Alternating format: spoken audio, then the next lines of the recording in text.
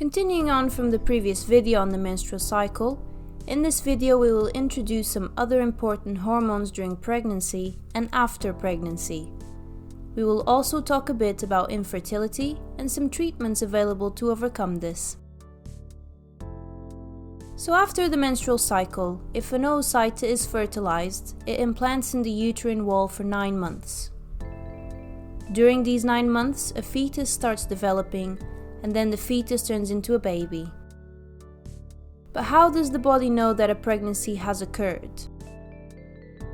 Remember that the body receives information in the form of hormones or other chemicals.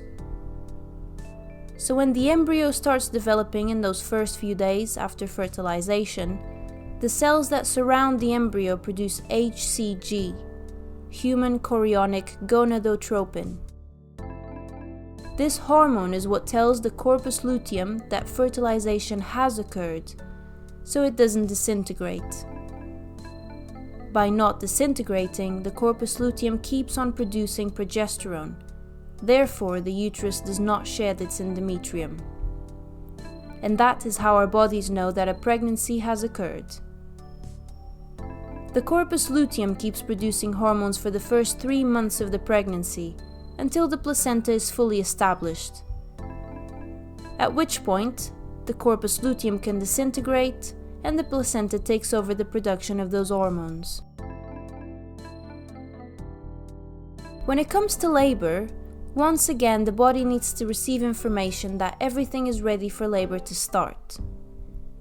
The initial signal is believed to be the baby's head pushing against the cervix, but the whole process of labor is yet to be fully understood. When the baby is pushing the cervix, this sends a signal to the brain to start producing a hormone called oxytocin, which is also known as the love hormone. This initiates what is called a positive feedback, so the more oxytocin is produced, the more contractions the uterus experiences, which makes the baby's head push more against the cervix, so then more oxytocin is produced in the brain. Most of our bodily functions are controlled by negative feedback, so when a hormone is produced, then the body signals the brain that there is enough of that hormone so that the brain stops producing it. However, during labor, positive feedback occurs instead, so more and more oxytocin is being produced. At the same time, progesterone levels are decreasing at this point.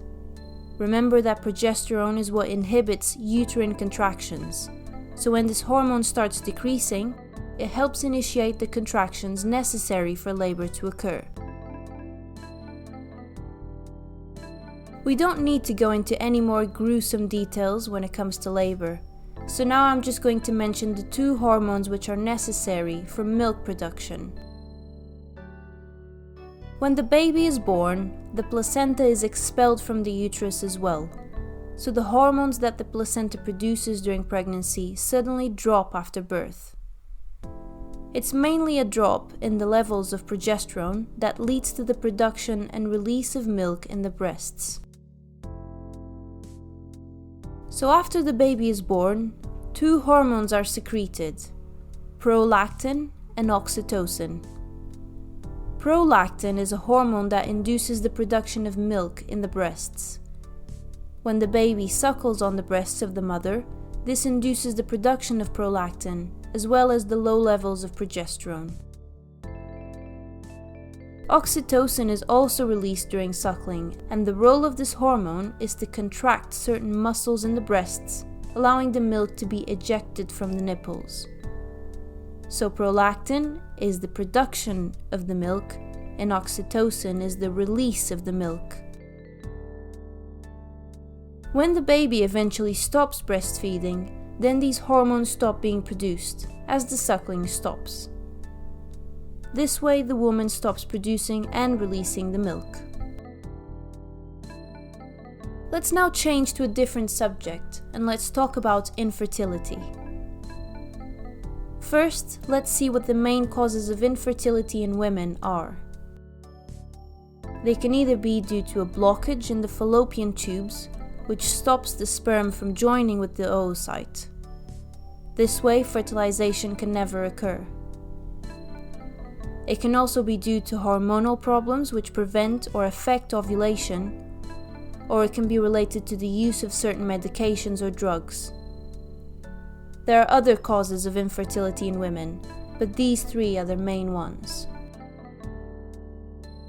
Modern medicine, however, has found a way around most infertility issues.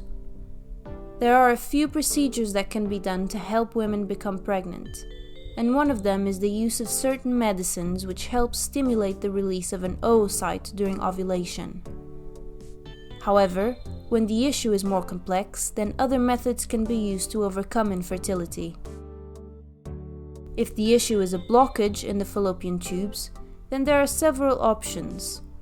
Surgery to unblock the tubes is one of them, but the other option, which is very commonly used, is called in vitro fertilization, or IVF.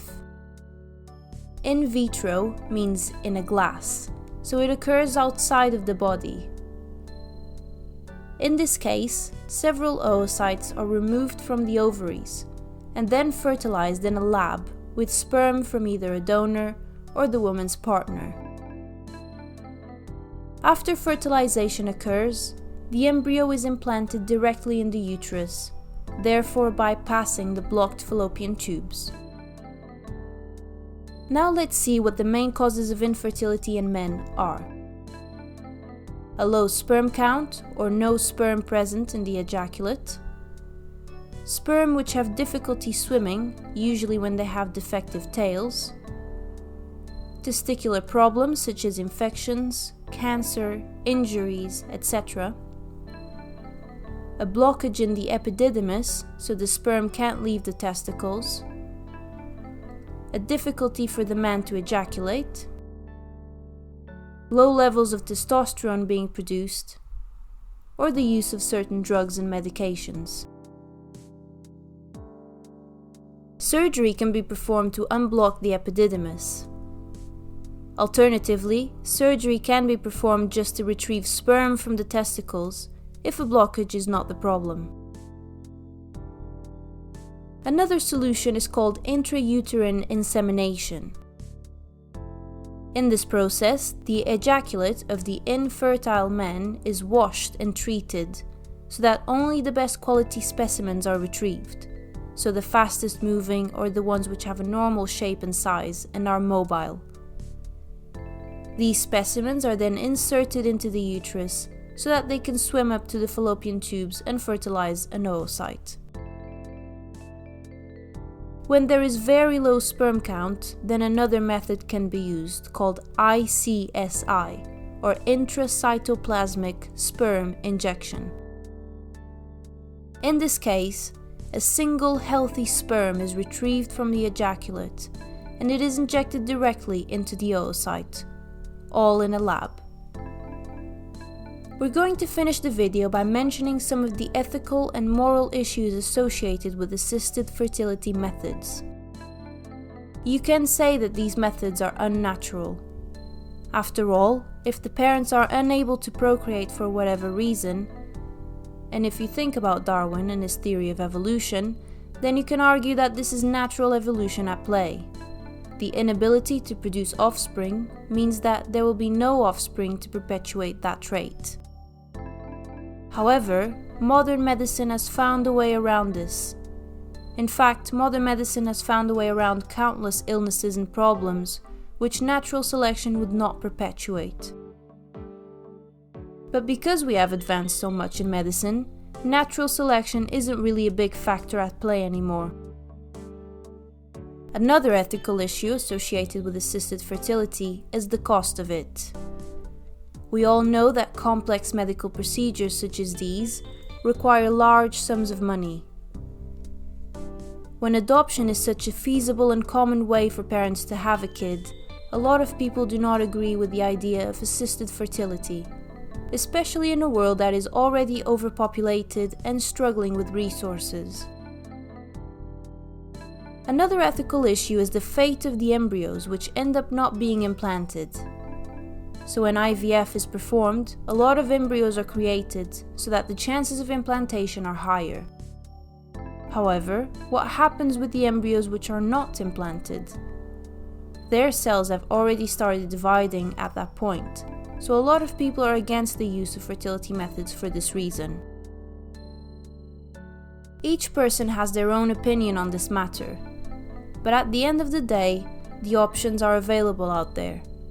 Whether you want to go through assisted fertility, or whether you decide not to have any babies, or decide to adopt, the options are there, available to everyone.